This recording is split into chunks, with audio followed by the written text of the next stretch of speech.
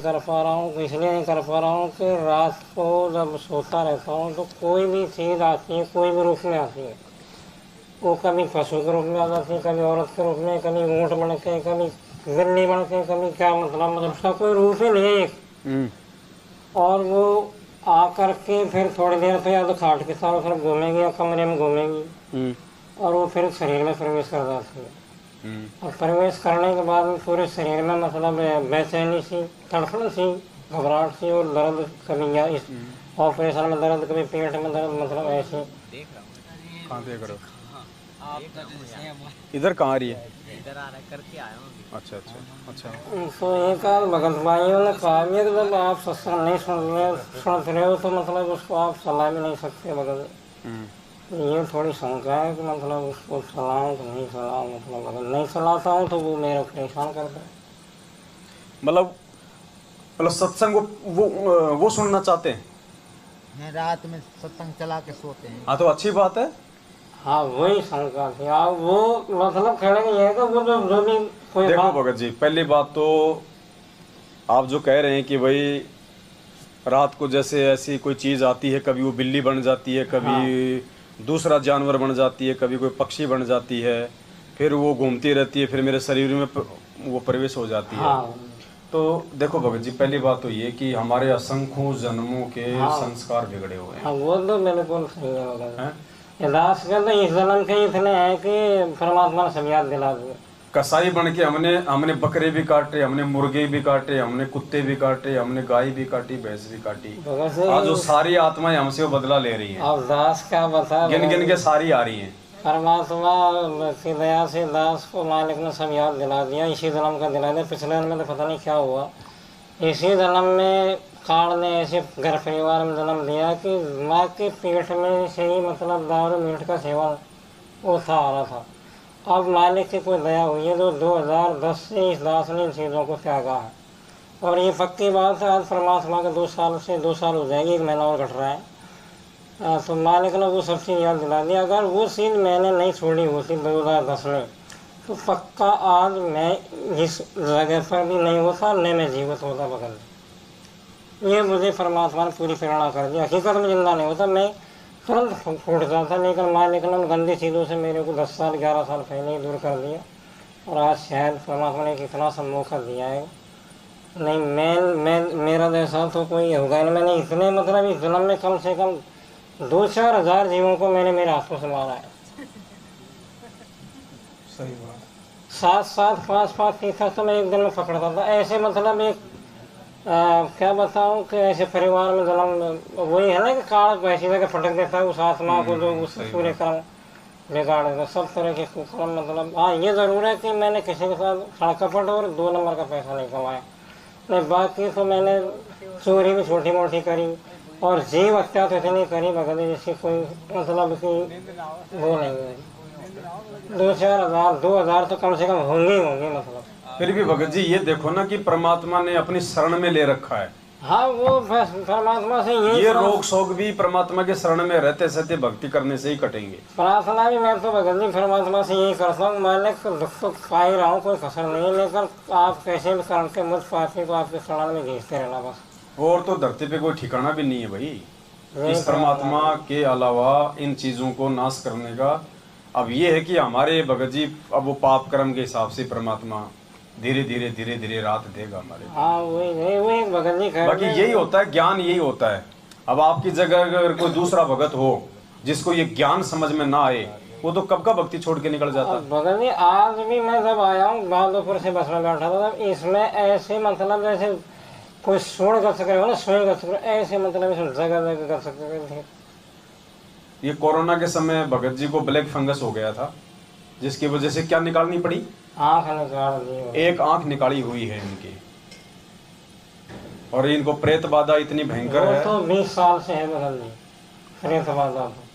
तो सोचो मतलब जन्म जन्मांतरों के कहाँ कितने कर्म हमारे फूटे। और ये सुरेश बगल में बैठे, बच्चे भी यहीं बैठे मालिक की दया से। ये अब थक चुके हैं, बोले हम तुम्हारे शरीर को दबाते दबाते हम थक गए हैं, शरीर दुखता है कभी यहाँ से कभी यहाँ से। कोई बात नहीं बहन जी, देखो ये भगत है, परमात्मा कहते हैं ये तो चलो नहीं सेवा कुछ भी नहीं है, ये तो कुछ भी नहीं है। परमात्मा कहते हैं अगर किसी को अगर कोढ़ हो जाए, कोढ़ कोढ़, उसके तो शरीर को हाथ भी नहीं लगाया जाए, उसमें तो बदबू मारती है, मवाद निकलती है, मिखियां मक्खियां फिर बनाती हैं। अगर उसने नाम ले लिया तो गुरु जी कहते हैं उससे भी नफरत नहीं करनी, नहीं, वो भगत है, फिर उसकी सेवा करनी है। नफरत तो नहीं करते भगत जी, सेवा तो बराबर जब से आई है ना रिश्तेदार के साथ तो में, ये नहीं जब से सोचना कर कि मैं मेरे पति की कर रही हूँ, नहीं, आप उस परमात्मा के भगत की सेवा कर रही हैं, ये सोच के करनी है। ये था भगत जी, वो थोड़ा सत्संग देखो का संकट भी, क्योंकि संकट मोचन यही परमात्मा है, दूसरा कोई संकट मोचन नहीं है। नहीं है भगत जी। मैं तो सारी दुनिया भर के शाणा भोपाल को संक्रमण तोड़ने को भी 2-4 लाख रुपए दिया है भगत जी। धीरे धीरे रात यही परमात्मा देगा, और कोई कहीं ठिकाना नहीं है। वह ये है कि भगत जी की परीक्षा भी जबरदस्त है, क्योंकि काल इनको तोड़ना भी जबरदस्त तरीके से चाह रहा है। देखो ये भक्ति धनी है, पिछले जन्म की भक्ति है, तभी तो काल इतना इनको दुखी कर रहा है, इतना भयंकर। मैं तो कहता हूँ अगर मेरे साथ ऐसा हो जाए तो शायद पता नहीं मैं टिक पाऊँ, मैं नहीं टिक पाऊँ। अभी तक तो भगवान ने कांटा भी नहीं लगने दिया, और क्या पता अगर ऐसा मेरे साथ हो जाए तो मैं कह रहा हूं मैं टिक भी पाऊं या नहीं टिक पाऊं, कोई गारंटी नहीं है। और ये भाई टिका हुआ है, तो ये है मतलब असल में परमात्मा का ज्ञान समझ में आना। जब ज्ञान समझ में आ जाता है फिर जीव अपने दुखों को नहीं देखता, फिर परेशानियों को नहीं देखता, फिर उसको पता है कि असंख्य जन्म इस परमात्मा की भक्ति ना करके और ऐसे जन्म असंख्य पाके वो दुख भोगने से अच्छा मैं इसी जन्म में दुख भोग लूं। परमात्मा कहते हैं ना, करोड़ों शीश तूने दे दिए यमराजा की फेंट, एक शीश दे के देख ले सतगुरु अपने की भेंट। परमात्मा कहते हैं बस ये जो वर्तमान का जो जीवन है ना, ये तू मेरे को समर्पित कर दे, चाहे तू दुख में या सुख में, बस ये तेरा लास्ट जीवन होगा। तो भगत जी इस जन्म में तो चलो दुख उठा लेंगे, कोई बड़ी बात नहीं, और कल को अगर भगवान की भक्ति नहीं की रह गए तो आज हम मानव जीवन में सुखी नहीं है, कल को पशु योनि में कहां से हम सुखी होंगे।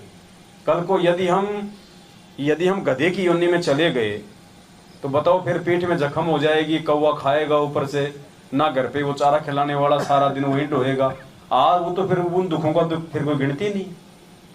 तो वो दुख बार बार भोगने से अच्छा है आज वर्तमान में। और जीवन है कितना हमारा भगत जी, 20, 25, 30 साल की जीवन मान लो हमारा, हद मार के 40 साल मान लो, अगर 40 के हो गए तो 40 और मान लो, तो 40 साल भोग लेंगे।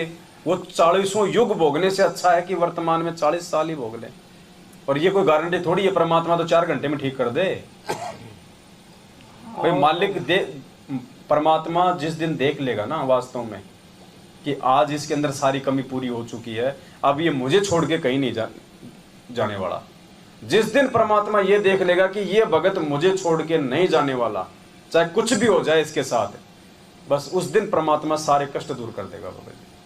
तो वो विश्वास हम दिलाएं परमात्मा को। वही है ना, काल ने तो दूसरा खेल भी खेला कि बाकी देखो भगत जी आपको जो तकलीफ है वो खैर आप ही उन चीज़ों को जान सकते हो। अब हम तो उन चीज़ों से दूर हैं, हम तो क्या जाने, हम तो आपके बताए अनुसार खाली बल्कि महसूस कर सकते हैं। अब उंगली किसी की कट रही है तो दर्द तो उसी को होगा, दूसरा तो थोड़ी संवेदनाएं व्यक्त कर सकता है, बाकी या तो जिसकी उंगली कटे उसको दर्द या फिर उसकी माँ को दर्द, क्योंकि वो माँ का वो अंश है, माँ ने अपने पेट से निकाला उसको।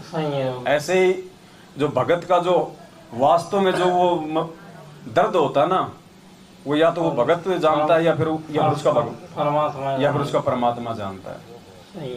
हम तो केवल ज्ञान आधार से भाई थोड़ा बहुत हम एक दूसरे को थोड़ा हिम्मत दें, हम थोड़ा सा दृढ़ता लें अपने अंदर, उसलिए ये सात संगतियां हैं परमात्मा की।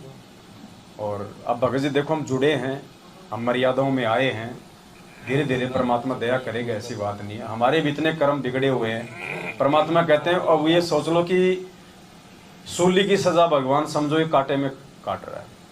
क्या पता अगर इस भगवान के शरण में नहीं होते जीवन ही नहीं होता भगत जी, जीवन ही नहीं कब के मर लिए होते। कम से कम भगवान ने थोड़े बहुत दुख तकलीफ देके जिंदा रख के भक्ति तो करवा रहा है। और धीरे धीरे भक्ति से ये आगे भी परमात्मा ठीक कर देगा। अगर जीवन ही ना होता फिर क्या होता, ये कष्ट तो फिर भी भोगने पड़ते भगत जी। वो तो भाई जो कर्मों का प्रतिफल वो तो भोगना पड़ेगा ना, इस जन्म में नहीं तो अगले भी भोगना पड़ता। तो ये तो सोचो कि परमात्मा सूली की सजा जो है वो कांटे में डाल रहा है।